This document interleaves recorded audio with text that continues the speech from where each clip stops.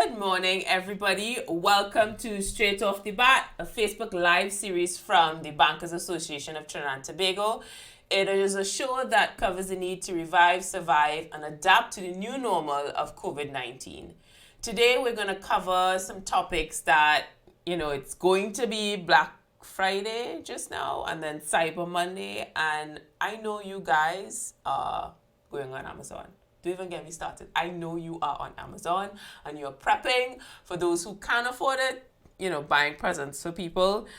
So you want to stick around for the next hour because we're going to have a really great conversation with Antonio from RBC about some of the things that you need to look out for, especially for a lot of us who are shifting across to online banking for the first time as well. He has some great insights into what you need to know about setting up your account. Before we start, make sure to smash that subscribe button because you need to be notified every time we have these discussions, because financial education and literacy is something that we all need to know or need to grow on, because you're never too old to continue to learn, and some of us didn't necessarily have parents to sit down and be like, this is what you need to do. I know it's not their fault, but this is just how it is. Yeah, so stick around because we're always looking forward to your feedback to look at future guests. So we're going to welcome Antonio into the mix. And we had a little bit of a technical difficulty setting up, through security, but we have him and we welcome him to our session today. Good morning, Antonio. I feel like you are a pro at this. We've done this before. Let's put it this way: you should always be prepared. Yes. And, we had a little bit of technical difficulties. It's fine. We're over the hurdle. I think the content that you have to bring to the table is so important. We're going to we're gonna put aside that we don't have the perfect lighting right now, but I think everybody can hear you.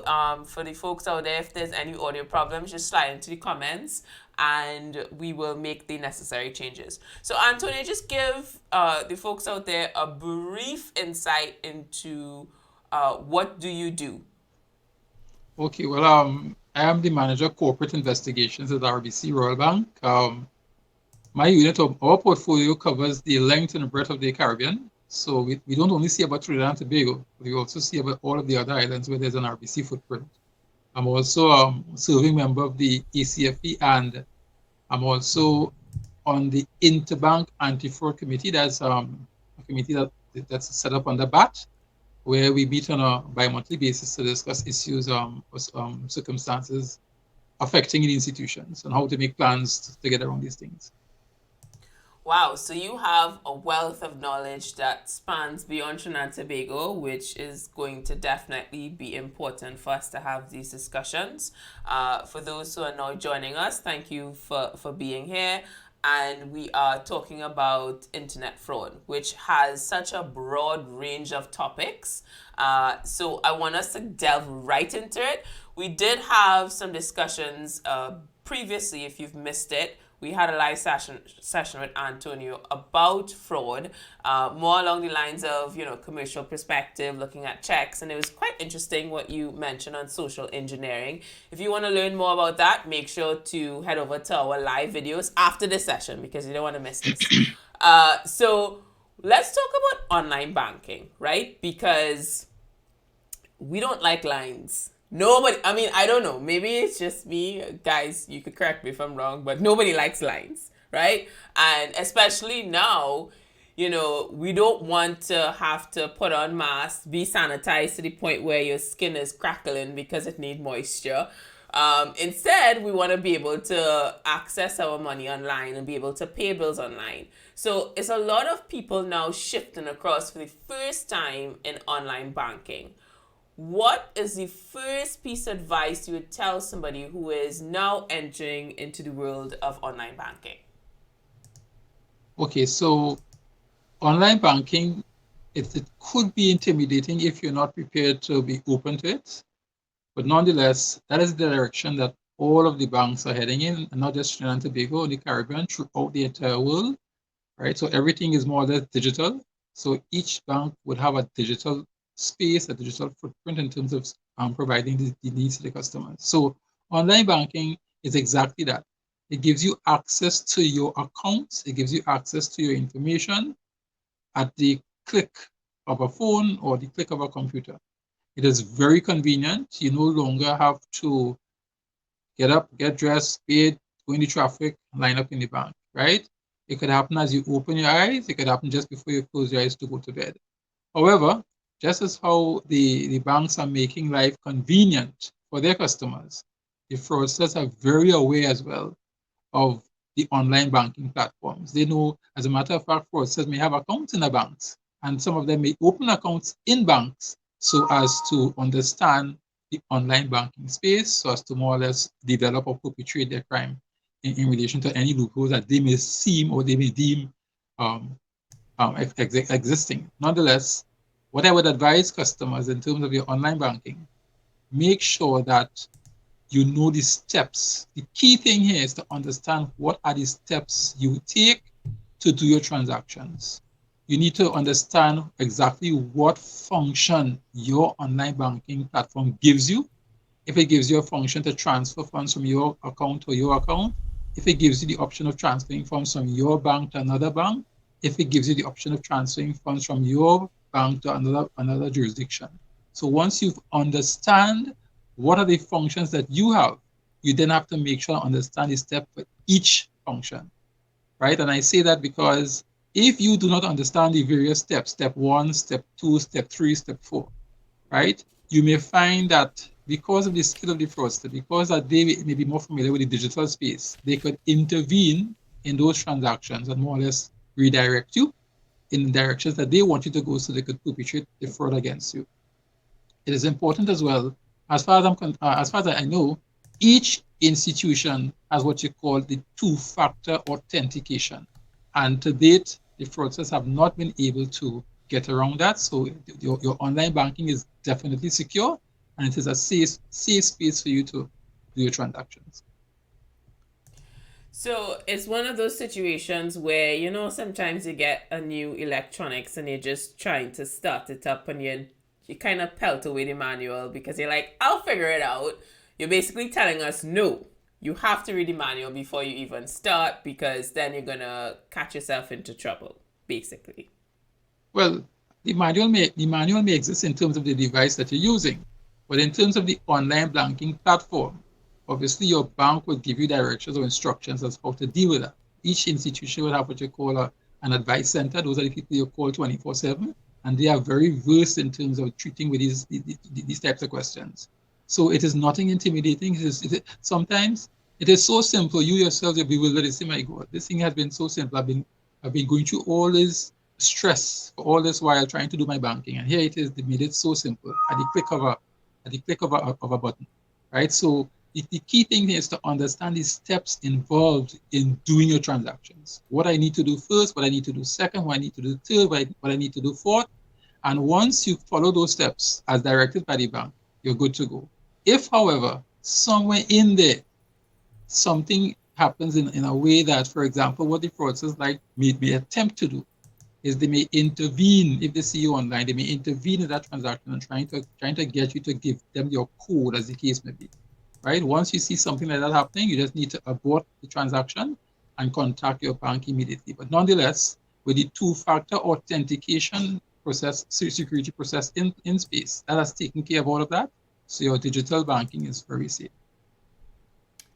Can you elaborate on the two-factor authentication? What does that look like? Right. So when you hear two-factor, it means that you have to use two measures of security to get access to your function, your online banking. More than likely, one of the factors would be your password, and the other factor would be a digital code you would have received from the bank or device the bank gave you in terms of your to present that to open your account. There's something called a lot of banks use Entrust, where the provider provides you with an electronic code. So you log on, you go online, you put in your password, you put in your identification number, it then asks you for that code.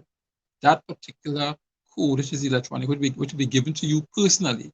You would then take that 4-digit code or 8-digit code, as the case may be, put it onto your platform, click enter, and that would take you into the space now where you could now process your transactions. Right now, if you take too long to put in that code, that is okay because the code keeps changing over and over. I think it's every 30 seconds or every minute, the code keeps changing over and over. So whatever code is appearing on your device at the time, you use that 4-digit code to get into your banking digital space to process your transaction. So when you hear two-factor authentication, it simply means you have to use 2 measures of security to get access to your function. It could sound somewhat overwhelming for some people, but I just want to remind everybody out there, I prefer this than sign up in a line. So, stick with us. I feel like we're taking you down the right direction. Thank you everybody for joining us. Good morning to everybody, because everybody's like sliding and saying morning. Thanks for your question, Natasha. Unfortunately, this session is not bank focused, so I think you need to head over to your specific bank with your question. As it relates to our Q&A, just stick around for the last 15 minutes. We will ask and drill Antonio on all the questions that you may have. So, Antonio, when it comes to passwords, right? Because we are living in a world where there's so many to you have to remember so many passwords. It's easy as humans to take the easy route and do things that include your name, even your date of birth, which to me, that doesn't even seem to be a secure option either. Or some folks may have 1 2 3 4 5 6. I can't even believe that I'm saying this, but there was a report that said that was actually one of the most popular passwords, as well as the year. So can you give us some insights of what not to do, because I feel like we need to start there. Okay, now passwords are important. Right? Almost every aspect of life now, every aspect of digital life now, you must have a password.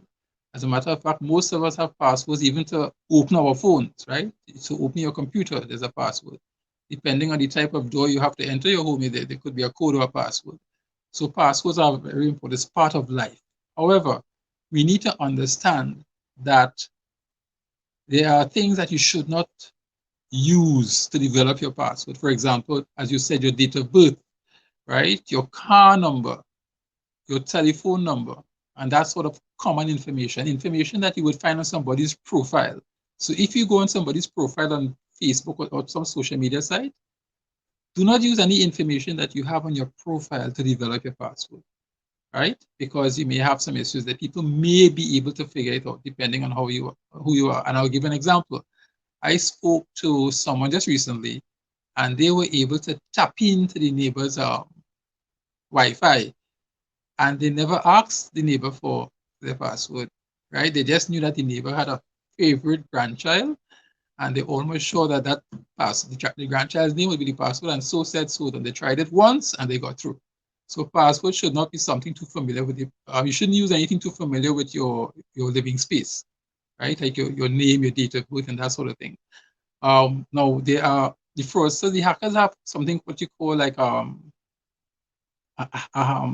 app or alphabet hacker type of device where once they have access to your device, once they planted that application on your device, that malware on your device, it could eventually figure out your password, right? And these things are designed for that particular purpose. And it may not happen today, it may not happen tomorrow, it may take them some time, but they could eventually figure out what your password is by using these rogue applications. So what I would advise folks to in terms of your password, according to the experts, an 11-character password, 11-digit character password is the better type of password to have. So your password should have at least 11 characters in it. Those characters should include capital letters, common letters, numbers, and certain symbols. Okay? Now, personally, what I like to recommend is that you could use like a phrase.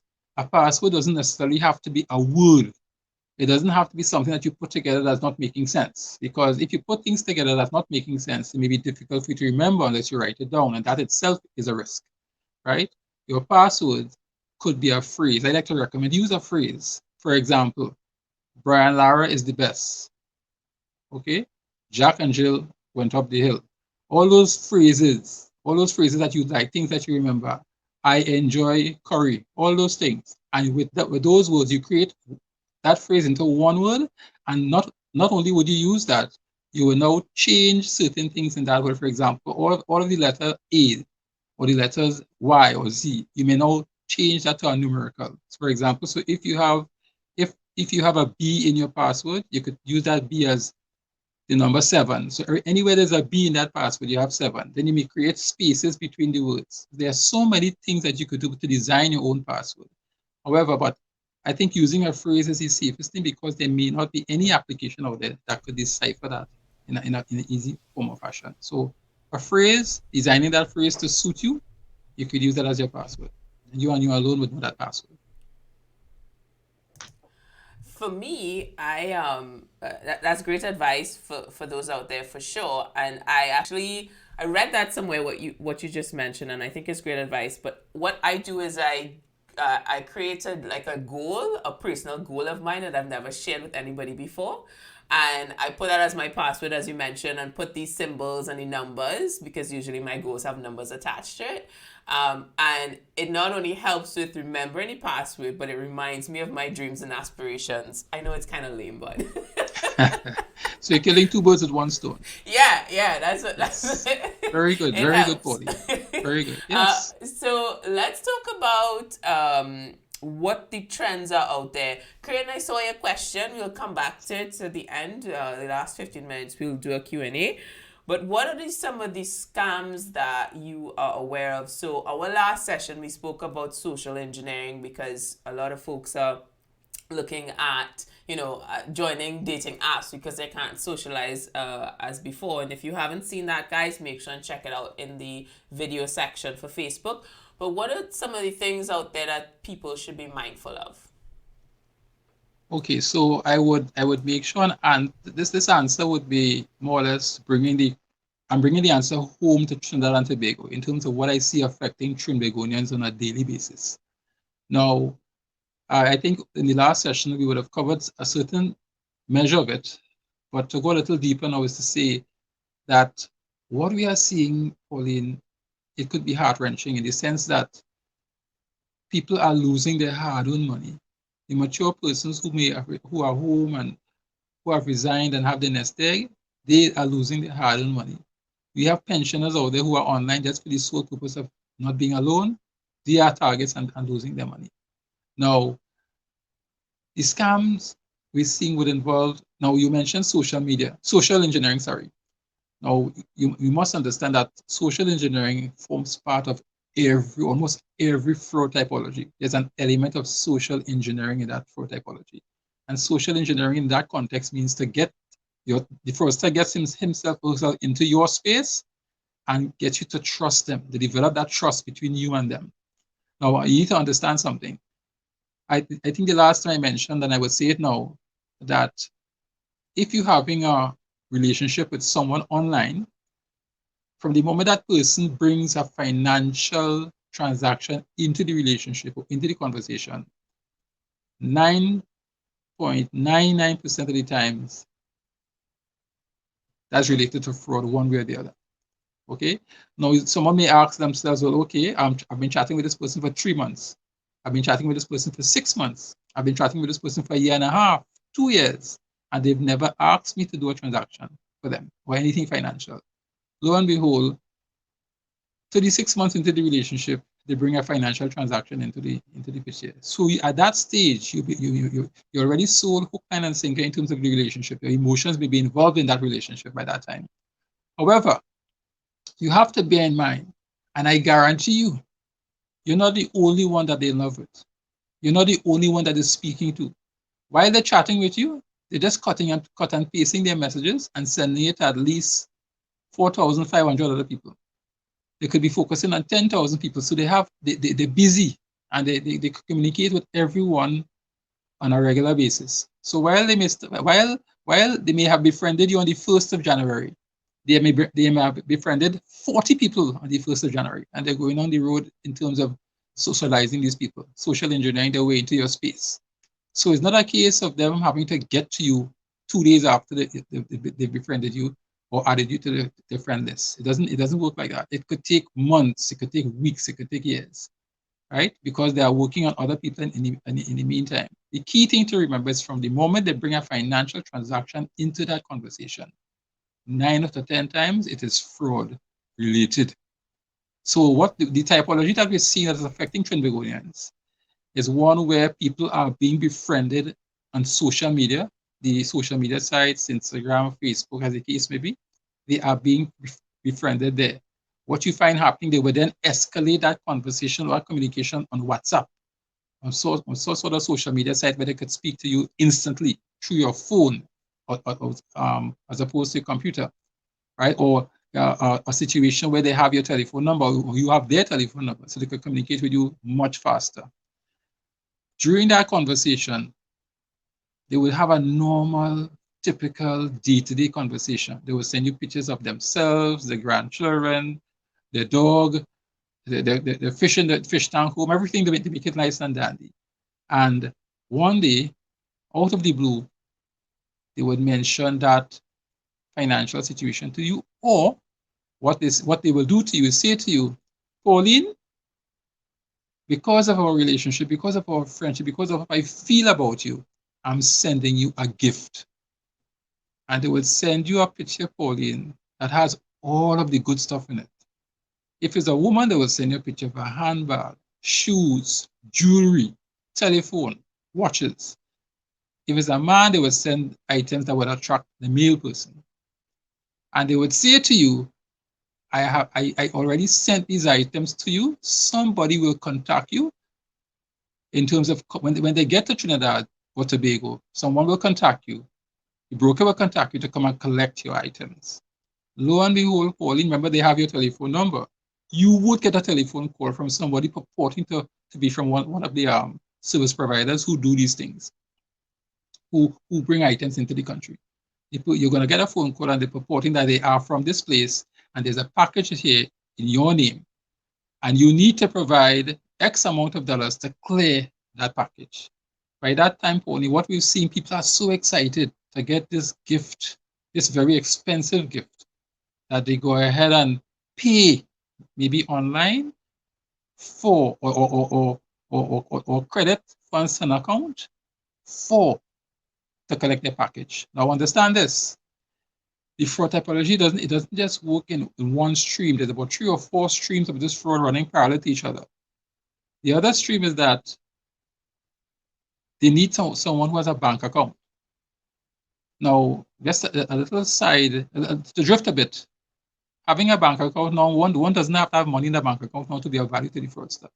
Once you have a bank account in any financial institution, you are of value to a fraudster, right? So what we see happening is that they would tell this person who is so in love and who is now befriended and who's looking forward to this expensive package to take X amount of dollars and credit it to this particular account in a particular bank.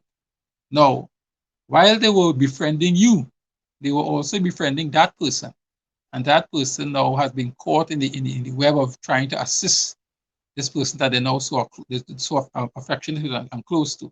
And they would say to that person, X amount of money will be credited to your account, and you just go and take with that money and do X, Y, and Z with it. So here it is now, your package is waiting for you, and you get a call from the courier service saying to you, I have this package here for you, please come and collect it. Now, at some point in time, there will be some delay, and you will get a contact call from the fraudster saying to you, Pauline, there's a slight problem. What I didn't tell you is that I put cash also in that package for you. Apart from the expensive gifts, there's also cash. The figure that they tend to relate to you is usually impressive, like a 10,000 pounds or 10,000 US or 10,000 euro or 15,000 euro. We saw an instance where they said they had 20,000 euro cash in the package for the person. They would say to you that the cash was discovered and the authorities are now looking at it, and it may go down the road of anti-money laundering investigations. By that time, Pauline, you are scared. Because here it is, you're thinking of that your name jumping up in this police investigation as it relates to financial fraud, right? So they will say to you, do not worry about it too much. Just that same account that you were crediting the funds to collect your gift, just go there and put X amount of money in that account, and we will take that and settle that AML issue for you. That online, that anti-money laundering issue for you. And people being so scared, Pauline, they tend to follow these things, these instructions, until they realize, wait, there's no package, there's nothing coming their way, and they're just losing the money.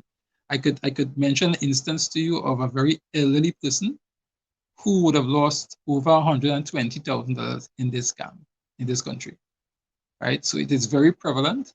And that is what we're seeing now in that particular space. When it comes to internet scams, that's the in thing for Trinbagonians to be cautious and mindful of. Oh gosh, that hurt my heart.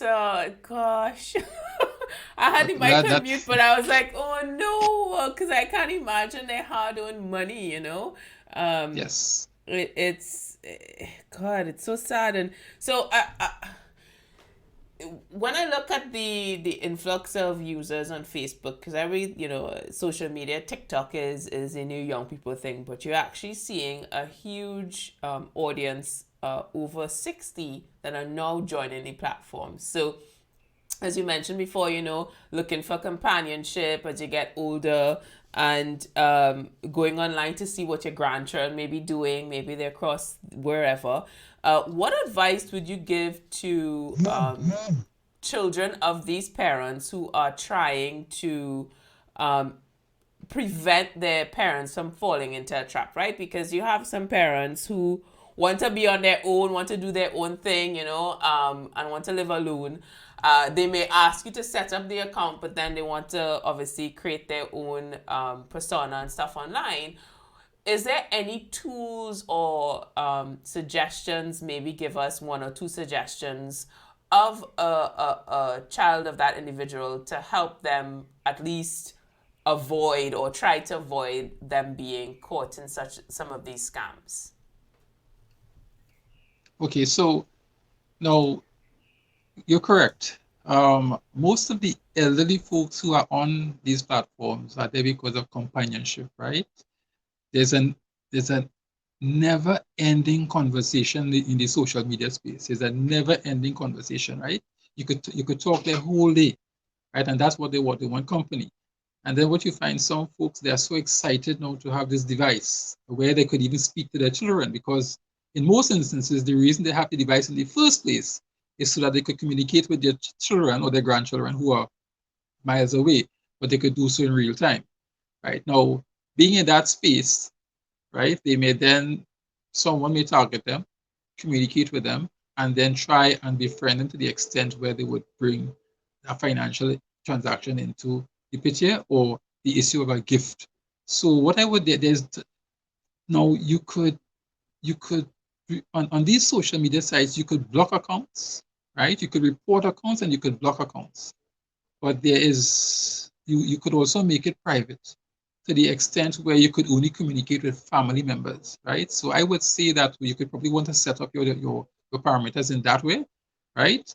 Um, Advise your parents to make sure you restrict your friendship to family. If you want to go outside of that, you then speak to your parents and let them know that, hey, from the moment that person you're speaking to, if there's any type of communication, whether you solicited it or not, whether they, from the moment they bring a financial transaction into that conversation, or from the moment they say that they want to send you a gift or that sort of thing, contact me right away, mommy and daddy, so I could talk to you and guide you through that. Or from the moment that person brings that into the picture, just block that person or just delete them, or make sure report it to your children so they would know exactly, okay, what's going on. Because the younger ones may have a better understanding of what's happening and be able to explain that to the older heads to protect them.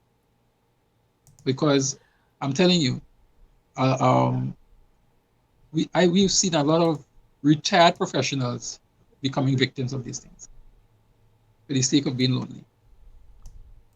Gosh, that's heartbreaking. Guys out there, call your parents. I'm gonna call my mom after this. That is, yeah. Thanks to Ade Ines King. I hope I'm pronouncing your name correctly. He gave some suggestions on how to make your password stronger. It's a cool idea, so check it out in the comments. Um, so let's look at what's gonna happen over the next couple of weeks, which is purchasing is going to skyrocket, right? So you have a lot of sales that are happening. Some folks would be on social media. You now have that pay button where you have global shipping, and you see a lot of these shipping companies are quite busy, because people are preempting for the sales and Christmas shopping. Is there anything in particular that you want to tell our audience that we should be mindful of when we are doing online shopping?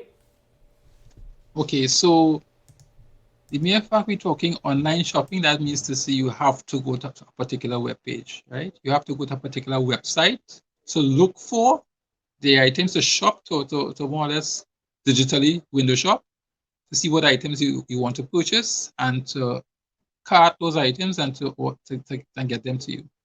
Now, the key thing here is to understand that you need to make sure that that particular site is safe. Now, not all of us, the majority of us, the greater percentage of us are not tech savvy or IT inclined, right? So we may not be able to look at a web page and say, okay, this looks safe, or this doesn't look safe, as the case may be. However, our understanding is, and even from the standard of the internet, once you see a website with where the URL speaks is HTTPS, the S being for secure, and then you see a symbol of a lock next to it, that is considered a safe site to shop on, right? The S is for secure, and the symbol of the lock indicates that this is a safe site to shop on. If you see HTTP only, while that site may exist, it does exist, it may not have the security measures of the site that has HTTPS, the web page that has HTTPS on it. So look for the web pages that has HTTPS and the lock in the or by the browser when you open the page, when you open the site, at the top where you could put in your addresses, as the case may be, to come to the site. Look for that HTTPS and the lock symbol. Now, you would also find on those web pages, at the bottom of those pages, you will see contact information. You may also see symbols like you may see a private policy type attachment at the bottom there. Those things are also indicators that the site may be safe.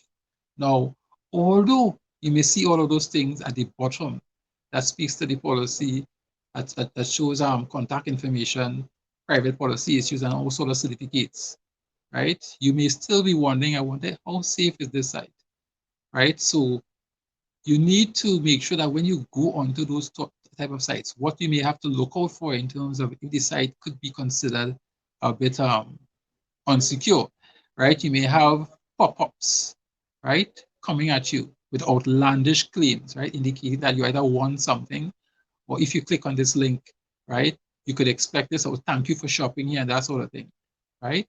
So you find that sites that are usually safe, you may not have that type of pop-up taking place, that kind of activity. So that's one of the measures. But to make it as simple as possible, sites that where you see the HTTPS and the lock in the browser, you are more than likely, we consider those sites pretty safe, and that's you could go on those sites and do your shopping. What about the social media website shopping? Do you have an opinion on that? Like, what should we be looking for? Because the ease of that shop button sometimes is directly on the social media. What should be, because the HTTPS is specifically for when you're looking at their website, but some folks are now using social media. Right. So in the social media space, I think what you need to be alerted to is maybe the type of grammar that you're seeing on those sites, right? More than likely, when people have those types of sites, they will not make mistakes. Professional sites don't have grammatical errors or typos and that sort of thing. Those are the little things that could jump out at you with those particular sites. And then you find mainly those sites are the ones that have the pop-ups coming at you. Or there's something called malvertising, where they may put a particular advertisement on that space. And from the moment you click on that advertisement, what is really happening is that you're in the background, you're downloading a malware or spyware onto your system, right? So those are the little things that it's nothing that is going to be huge to jump out at you, but those are the little things you need to look for, especially on those social media links, shopping sites. I actually did see an increase of YouTube ads from China. And you could tell, because sometimes out of curiosity, I just kind of check it out. And the English is definitely, it's a broken version. It's like if they translated it using a tool and things like that. I'm just afraid of. Hello? Can you hear me? Yes, I'm hearing you. All right.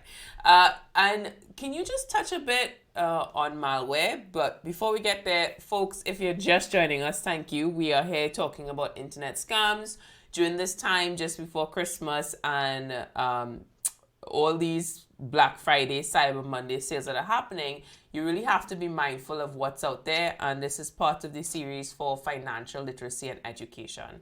And when it comes to malware, what exactly is malware? Because I've seen it a few times, and you have your computer may have some sort of antivirus, but what should we be aware of when it comes to that terminology without being too technical?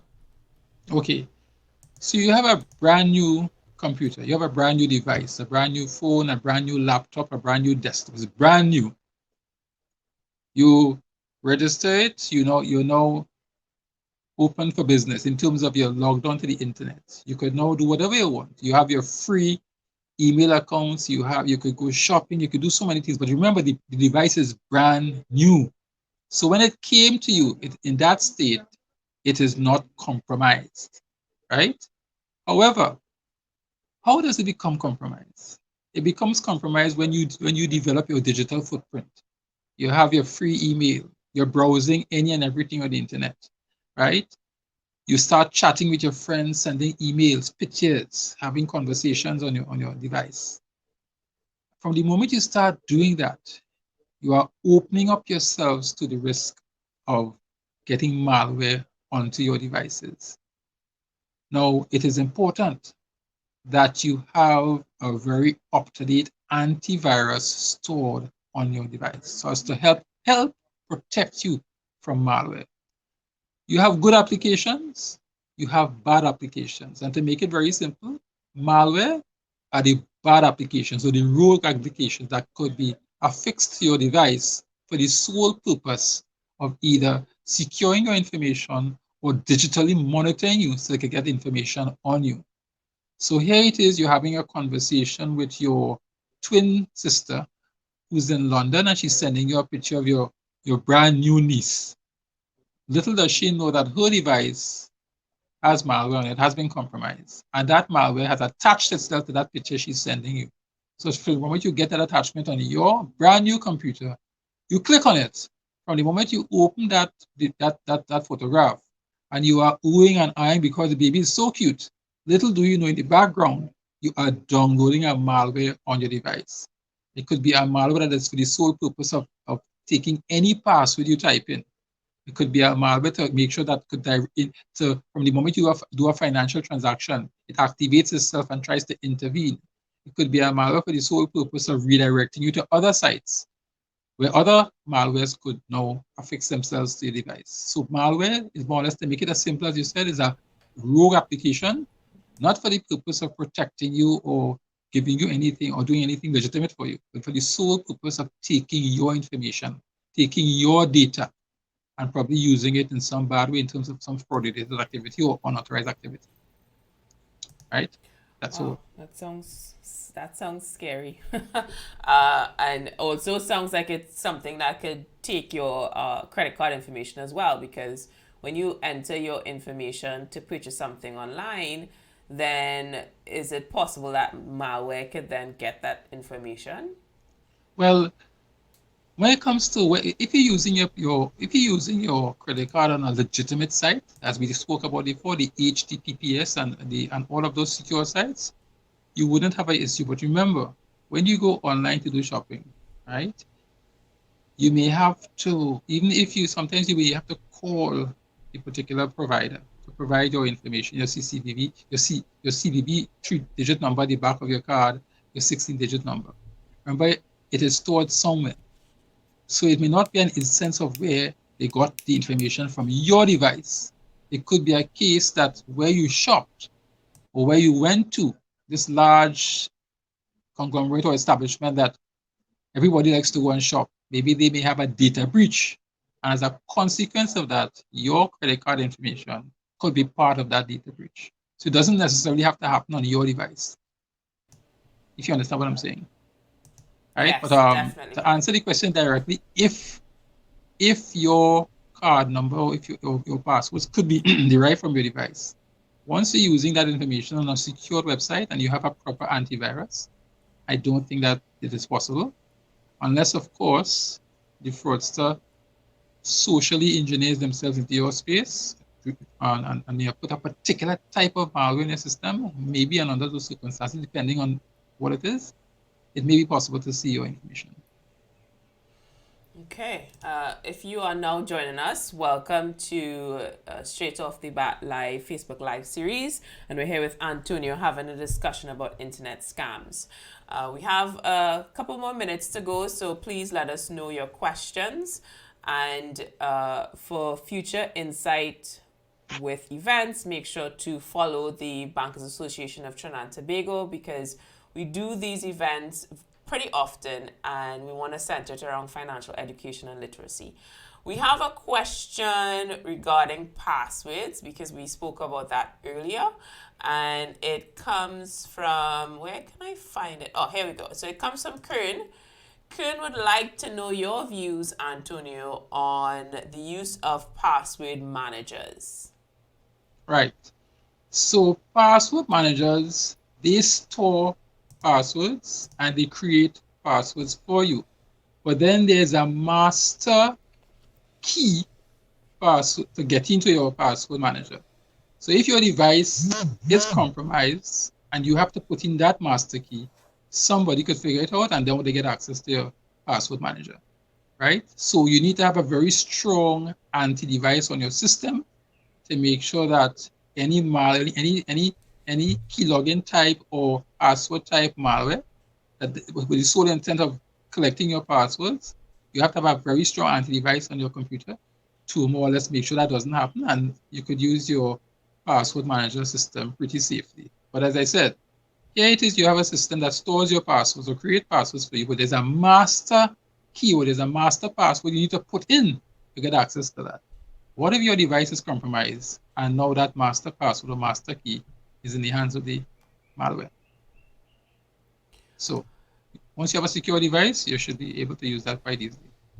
So can we continue that conversation, as a lot of these phones nowadays, because that's really, let's be honest, where these particular programs are being used, are now using your fingerprint.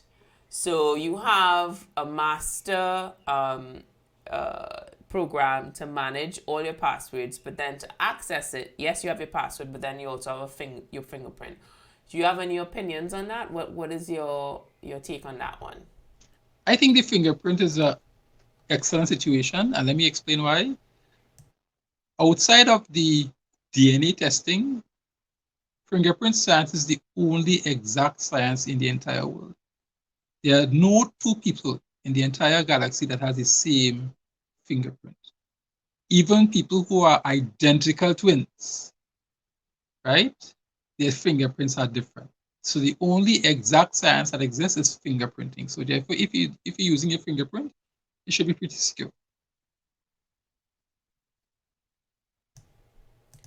I'm not sure why, but that made me feel very special. Well, we all are. Very much so, very much so.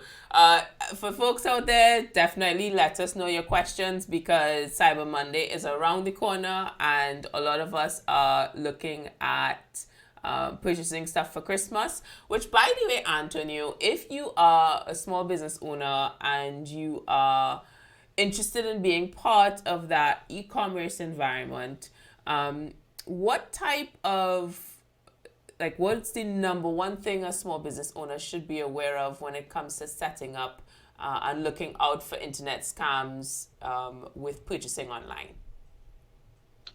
Okay, now I guess the small business owner would see would face the same type of challenges as everyone else. Now, the small business owner is online for the sole purpose of selling their goods, right? Now, unless you are selling that goods or service electronically, somebody has to physically appear to collect those items, right?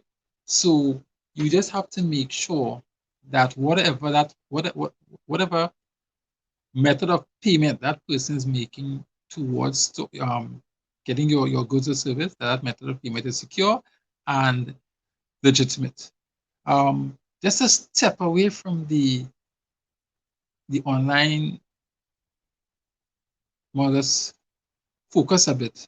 What we see happening with a lot of small businesses in the country is that persons are going online, ordering goods and services from them, and then showing up and paying with a bad manager's check, right? So when people see manager's checks, they tend to drop their guard and say, okay, the mere fact a manager's check is present, things are good. But we're seeing an uptick in that regard, where you have your business online, people are online shopping, they are putting things in their cart, they're ordering X, Y, and Z from you, and then they somehow tend to get you to agree, okay, I will accept a manager's check from you. And someone shows up with a manager's check to pay you, leave with your goods, only for you to go to the bank subsequently to realize, hey, this check is not good. So you are now out of pocket in terms of whatever you sold those people. You've been robbed. That's still an element of online there that I believe a lot of small business owners should be aware of. Yeah. I want to close off in something that can be a little bit controversial sometimes, which is cryptocurrency, right? I have received a few emails saying that they have all my information and I need to pay them in via this blockchain account, or else it's going to be released.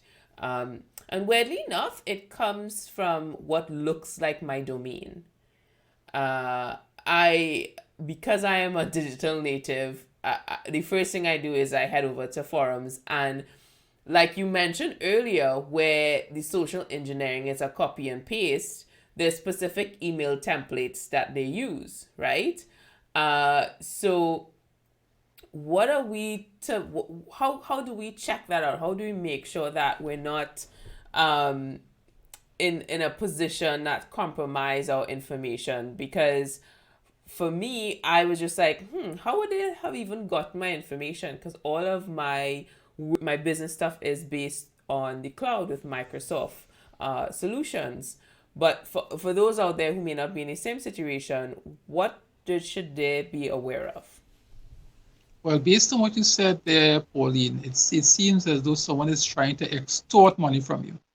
If they say to you that they have your information and you need to pay them in Bitcoins, so as they would release that information, Yes, what you're that's the speaking about word. it, Sorry, I couldn't remember it, but yes, bitcoins. right?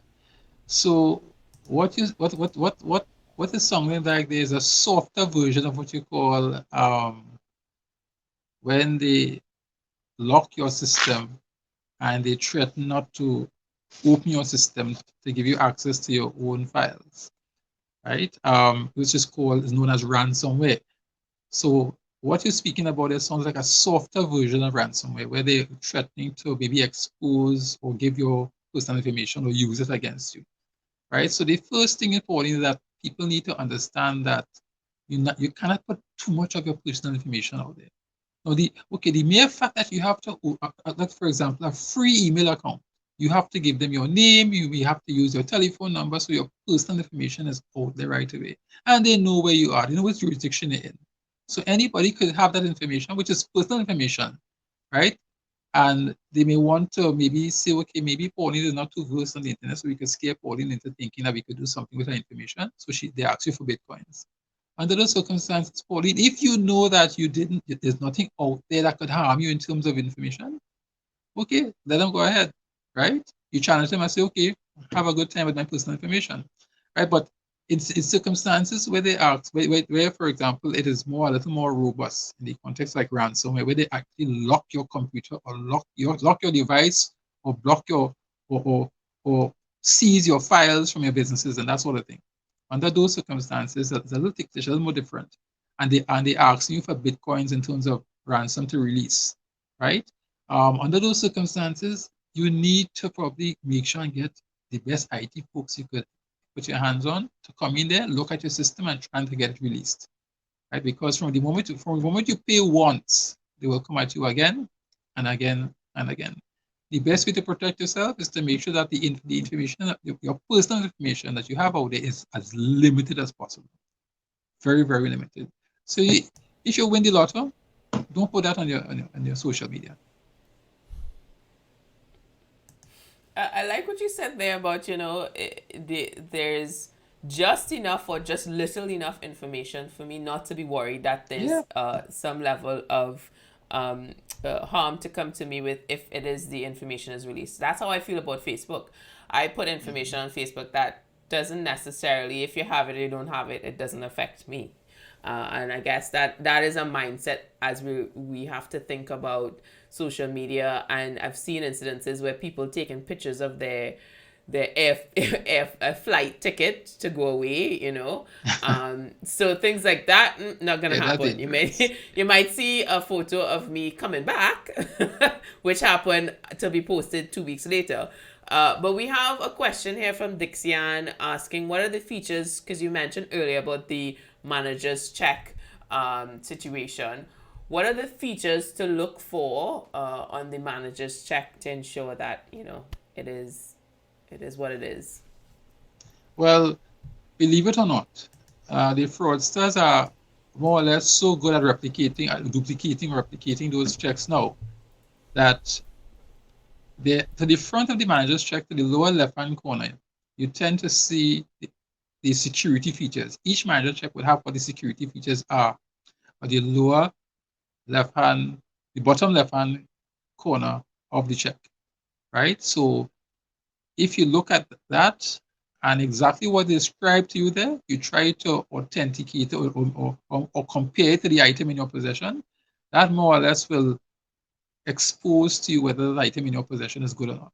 Then, to my mind, the bleed-through feature, because with manager's checks, original manager's checks, there is a bleed-through feature. If you look at the protected graph at the bottom of the check, you will see the numbers, and the numbers, there's a bit of ink, right? When you turn that check around, that ink is supposed to be seen, that ink on both sides of the voucher, not just on one side. To date, the fraudsters have not been able to get the both sides, right? So that to my mind is the first visual check you can look at. If you see the bleed-through ink, but then you may then have to then follow other steps to confirm if the item is good or not. But the key thing here in protecting yourself with these checks is to make sure that you do not release your goods until you verify the check is authentic. That's the key thing here. Great advice. Good. I know we started a little bit late, so we're gonna extend this a bit because we have a question from Renato, and I just want to be mindful, Renato. Antonio cannot speak on behalf of all the banks. He works at RBC. So would banks in Trinidad put red flags on your bank account if you do transactions with forex trading and Bitcoin dividend returns? Okay, so to answer that question generally, once you are in breach of any AML procedures or guidelines as dictated by the CBTT, once your account is being used for any type of fraud or fraudulent activity, that's it. You could consider yourself having some questions to answer. So it doesn't matter whether it's Bitcoins, It doesn't matter whether it's checks, it doesn't matter whether it's credit card. Once your account is affiliated to any type of AML or fraud-related activity, you could have a problem. Okay. Uh, so the response to that, Renato, is don't be involved in any fraudulent activities. And then you'll be fine, right? Yes. Okay, great. So as we close this session off today, Anthony, do you have any final words based on your wealth of knowledge and years of experience in the financial sector in Trinidad and Tobago? What advice would you give folks out there who are now trying to navigate in the online world? What would be the main takeaway you have for them? Okay, the main takeaway is to make sure and outfit yourself with the knowledge you need to protect yourselves, right? You need to understand what a safe website looks like. You need to understand where you are in the context of you could be a target. Do not expose yourself to many issues out there. And from the moment anyone brings a financial transaction into any conversation you're having, be mindful that 9 out of 10 times that is fraud. Also, make sure when it comes to your digital banking, you have the two-factor authentication security function, and you're good to go. Safe. Great, and I think with that, we're going to end off the session. Thank you so much, Antonio, for sharing your information and your wealth of knowledge into the internet environment that we are all forced to live in right now. And with that said, I want to thank you all for joining us. Make sure to subscribe to get the know-how and the exclusive insight to our next guest. We have the link in the comments below. It is bat.org.tt/Facebook live show. And there you would get an email directly to your inbox. Don't worry, it's a secured email showcasing what we've done so far and who we're going to have as guests for our next session. So just make sure you are careful out there, folks. And I'll see you next time for the Straight Off the Bat series.